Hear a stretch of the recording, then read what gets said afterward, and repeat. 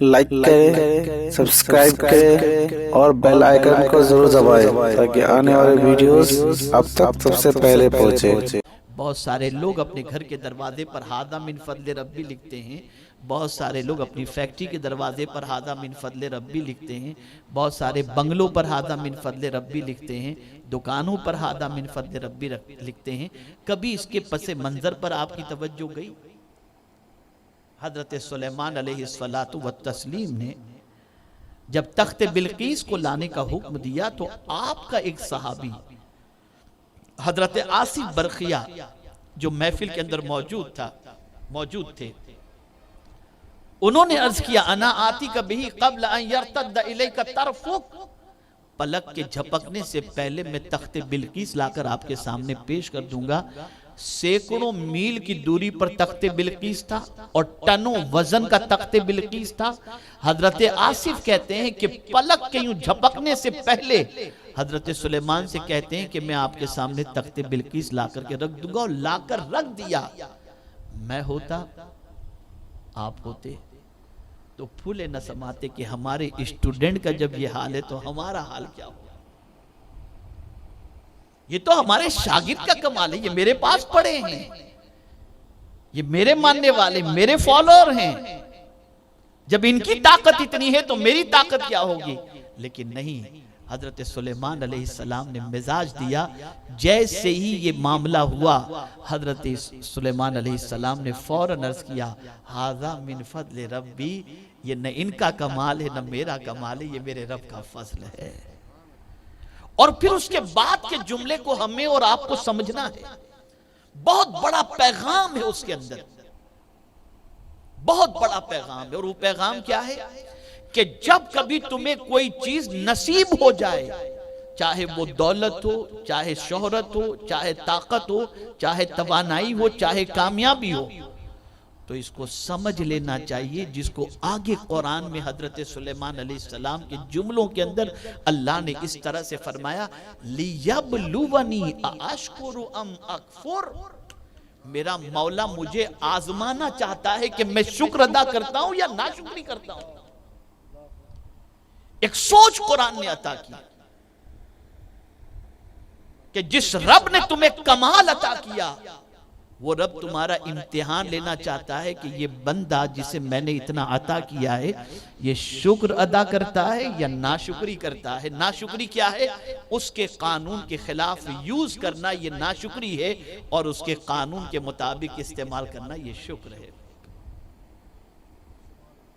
ایک مزاج قرآن نے ہمیں عطا کر دیا کہ دولت ملے، اقتدار ملے، شہرت ملے، کامیابی ملے، یہ سب کچھ اللہ کی طرف سے ہے۔ اور یہ یاد رکھا جائے کہ اللہ عز و جل جب کچھ دیتا ہے تو پھر وہ امتحان میں گرفتار کرتا ہے، نہ دے کر بھی امتحان لیتا ہے اور دے کر بھی امتحان لیتا ہے، دونوں میں امتحان ہے۔ دے کر امتحان اس اعتبار سے کہ دیکھو میرا بندہ شکر ادا کرتا ہے کہ نہیں کرتا، اور نہ دے کر امتحان یہ کہ میرا بندہ صبر کرتا ہے کہ نہیں کرتا، دونوں میں امتحان ہے۔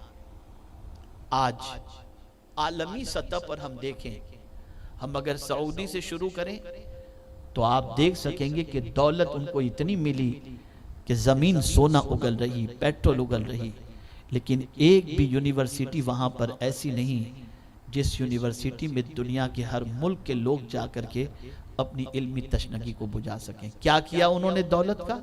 عیش کدے تعمیر کیے۔ بچی آئی مجھے یہ سیلنگ پسند نہیں ہے، یہ پی یو پی پسند نہیں ہے، بنے ہوئے 1 گھنٹہ ہوا ہو یا 1 دن ہوا ہو، توڑ ڈالو، جیسا بیوی کہتی ہے بچی کہتی ہے بنا ڈالو۔ اس طرح سے ہماری قوم نے اپنے پیسوں کو ملت کی تعمیر کی بجائے تعیشات کے اندر خرچ کر دیا۔ آج ہماری قوم کا 80% طبقہ نان نیم شبی کے لیے پریشان ہے، رات کی روٹی کے لیے پریشان ہے، ملازمت کے لیے پریشان ہے، در بدر کی ٹھوکریں کھاتا ہوا نظر آتا ہے، بچیاں شادیوں کے لیے پریشان۔ اور ابھی آپ کے شہر کے اندر کل ہی کی بات ہے، ایسا ہی جھوپڑ پٹی کے اندر آگ لگی جہاں 40 جھوپڑے جل کر کے خاکستر ہو گئے. ان کے گھر کے اندر شادی کی جو چیزیں موجود تھیں سب جل کر کے خاکستر ہو گئیں. انہیں کیا خبر تھی کہ ایک شارٹ سرکٹ کی بنیاد پر ان کے مستقبل کے سارے منصوبے خاک میں مل جائیں گے. ہم نے کب یہ سوچا کہ ہم اپنی ملت کو اٹھائیں؟ ہم نے کب یہ سوچا کہ ہم اپنی قوم کو جو سرمایہ قدرت دے رہا ہے اس سرمایہ کا استعمال اعتدال سے ہم کرتے ہوئے، درمیانی چال چلتے ہوئے ہم اس طریقے سے اس سرمایہ کا استعمال کریں جس کی وجہ سے قوم اٹھ سکے، ہماری نجات کا سامان ہو سکے. نہیں، ہم نے نہیں کیا. ہمارے پاس دولت آئی، اسے ہم نے اپنی ملکیت سمجھی اور ہم درمیانی چال چلنے کی بجائے افراط و تفرید کے شکار ہو گئے اور اوور ہم نے اسمارٹ بننے کی کوشش کی. نتیجتاً آج پوزیشن یہ ہے کہ آپ معاشرے کے اندر بہت سارے ایسے لوگوں کو دیکھ سکتے ہیں جنہوں نے اپنی شادیوں کے اندر لاکھوں کروڑوں خرچ کیے ہوں گے، لیکن آج ان کی پوزیشن خود دوسروں کے یہاں جاب کرنے کی. میں نے جے پور کے اندر اسٹون کے بڑے بڑے بزنس مین کو ابھی رکشہ چلاتے ہوئے دیکھا ہے. کیا کبھی ان کو یہ خیال تھا کہ ایک زمانہ ایسا بھی آئے گا؟ اسلام نے اسی لیے کہا ہے کہ آپ اعتدال کی راہ چلو. آپ کو نہیں معلوم کہ کب کیسے حالات آئیں،